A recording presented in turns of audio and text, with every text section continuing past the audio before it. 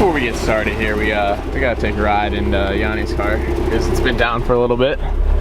Oh, dude, you stoked, man? That's back up. Yeah. What was the issue again? It just didn't want to charge the battery. It had charging system problems. Okay. And you put the exhaust back on, so it's like super quiet now. It is quiet. She's just quiet, shaky and rattling now. Got Dale's car right there, and Subi. She said that she's run on 10 pounds, right? Yeah, it's. I think there's a lot of boost leaks, but I haven't really messed with it. Okay. Oh shoot, you got some new gauges over there, dude. Or the glow shift? Yeah, it's the water temp. I don't really know what's going on with it. Sometimes it reads, sometimes it doesn't. So I don't know what. Okay. I don't know what the deal is with it. Yeah. It's still cold. Yeah. Gotta warm her up a little bit.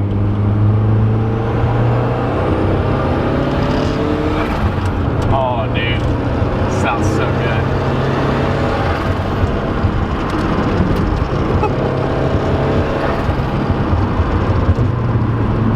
Still feels so good for 10 pounds, dude.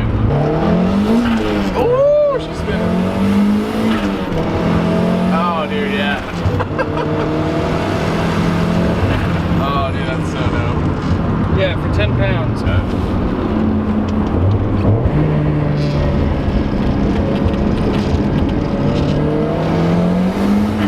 Oh, dude, she's kicking out the back end right there. Yeah, it'll spin in third when it's wet, I guess. Oh, yeah.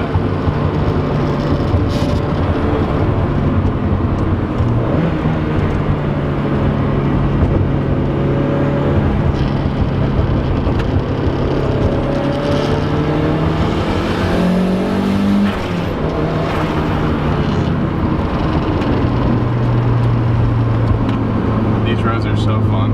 Oh yeah, these roads are great through here. What's up, guys? Welcome to part 3 of making the Miata a Miata again.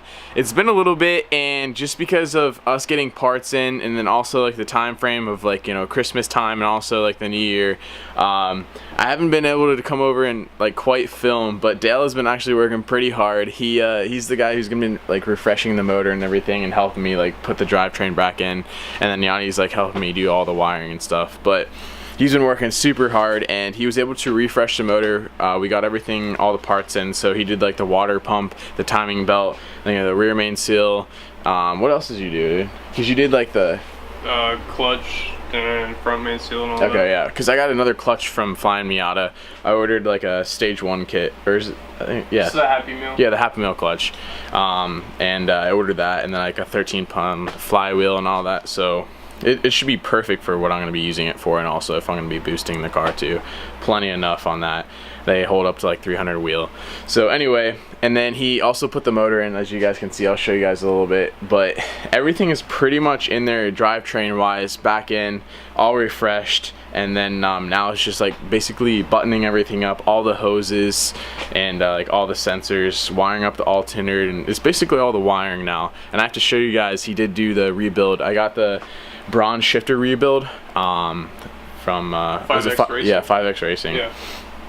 And so it's super crispy now, other than like my jank, how it was all messed up. I needed a shifter rebuild anyway. So anyways, everything's coming along. We're pretty close now. Like I said, it's just the wiring and buttoning everything up, but she is becoming a Miata again, and I'm so stoked. Also, we haven't put any radiator fluid in yet, or coolant, I guess you could just say. We put oil in, and then Dale did also replace the transmission and diff fluid too, because I haven't changed that in a while. But let me show you guys the shifter real quick.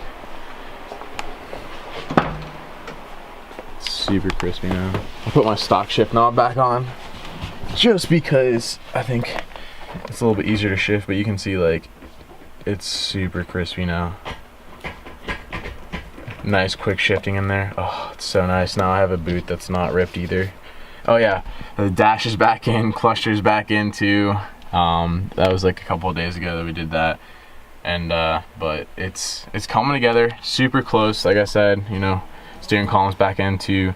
Just gotta do some wiring, gotta wire up the gauges. But other than that, she is coming along. Alright, so tell them a little bit what you've done so far, wiring wise, and then what's like a little bit left. Alright, so we had the whole dash out. Yeah. I kind of showed him how we put it back in. Yeah, so the dash went back in. There was all kinds of weird electrical stuff cut and hacked. Yeah, from like doing the Ecotech swap. Yeah, so we had to like find and then fix a lot of it.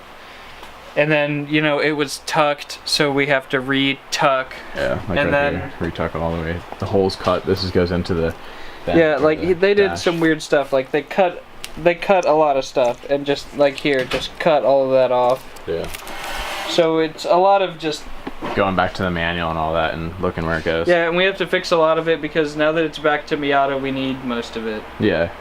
So, and then, you know, we redid fuel injection harness. We're gonna have to redo your spark. You'll have to be coil unplugged now. Yeah. Because they, you know, screwed up all your igniter wiring, which was all of this. So you're gonna have to do that now. Yeah. But all in all, we should have gotten all of it fixed. So nice. It wasn't too far gone. Yeah. But now it's Miata powered again. So but dude. There's still a lot to do. You know, there's still odds and ends. You know, fix all the starter wiring and get main power to your chassis, and you're not gonna have a crank angle sensor anymore. You're gonna have cam and crank sensors. Yep. And then Dale cut the hood too, because. Yep, we he did it to his, out. like, he slammed the hood down and completely just snapped this off, so yep. You have to cut your hood if you do, like, this swap in your NA chassis, but...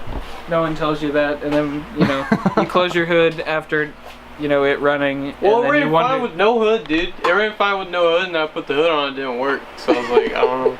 Yeah, I don't know why it doesn't want to start. Well, yeah. You broke it. Oh, well. But, yeah, man, we're making progress. Yanni's making huge progress, too, so... Fast forward to a couple of days, you guys just saw Yanni kind of describing the wiring, but I want to go over that I was using a 99 Mega Squirt, but how we're wiring the car is I sold my 99 Mega Squirt and we're going with a 1.6 Mega Squirt. We're going with a 1.6 Mega Squirt because it's going to be easier because we salvaged my 1.6 harness for the front of the car under the dash, and everything else, you know, wiring in everything for the components to the 99 motor, it's going to be a lot easier, and Yanni has done it before, so we're going that route because he's done it before, and Dale's car, that's how it's set up, so he kind of knows what he's doing already, and he knows it works. So we decided to go with the 1.6 Mega Squirt. For those of you that might be wondering what like kind of ECU that I will be running and the setup and wiring that I'll be running, but once the car is done, I definitely will go over everything on the car and everything that Yanni, Dale, and I did to the car and how we made it a 99 motor within a 1.6 car. But anyways, the car is super close to being done. I'm so stoked, and like I can't wait just to drive my car again and be able to like drive a ton of track events this year, 2019. So we got a lot of events coming up. Road Atlanta, AMP. I'm probably gonna go out to Barber, and then like maybe I'm definitely gonna be trying to drive in Grid Life, and then maybe sliding at Import Alliance. But that brings me to the next topic is, you guys saw in last video, I had to take my car over because I had oil pressure issues, the Z, to counter steer. We just picked the car up, and she's back to life, I guess you could say. Oil pressure issues are fixed. It was the oil galley gaskets. They were busted, and they found a lot more stuff in there that was cracked and just old from, you know, it's a 90,000 mile car, and it's never been replaced before. So I also did pick up some I got some slotted StopTech rotors and high performance StopTech pads, and I also got braided stainless steel lines while I'm in there, because, you know, your boys gotta stop. It had some crusty pads on there before, and the rotors were just disgusting. They were like all rusted, so I got all new stuff. The car stops on a dime now. Like, I have to track the car, obviously. I've only driven on the road, but this car definitely stops with some good rotors and pads, and I don't know, maybe along the lines I'll do some Brembo brake upgrade, but it stops right now. I'm excited that we were able to fix the oil pressure issue. Big shout out to Countersteer for like fixing my car in such a short amount of time, because I do have the drift event. It is actually tomorrow, so this video will be going out today, but if you guys are watching this and you guys are at iTrack Motorsports event up at Lanier tomorrow, definitely come say what's up and come say hi, come see the car and everything. It is gonna be my first drift event, so you know, I'm gonna be learning. I know how to slide kind of a little bit, but definitely nothing like you know, the big boys out there like drifting and sliding and linking the whole entire track. Like, not at all. I'm more of a track-oriented guy, you know, tracking a car rather than drifting. So I really am excited to get out there and learn how to, you know, slide the Z and get more, just kind of like learn that side of driving, because it's a whole other style of driving.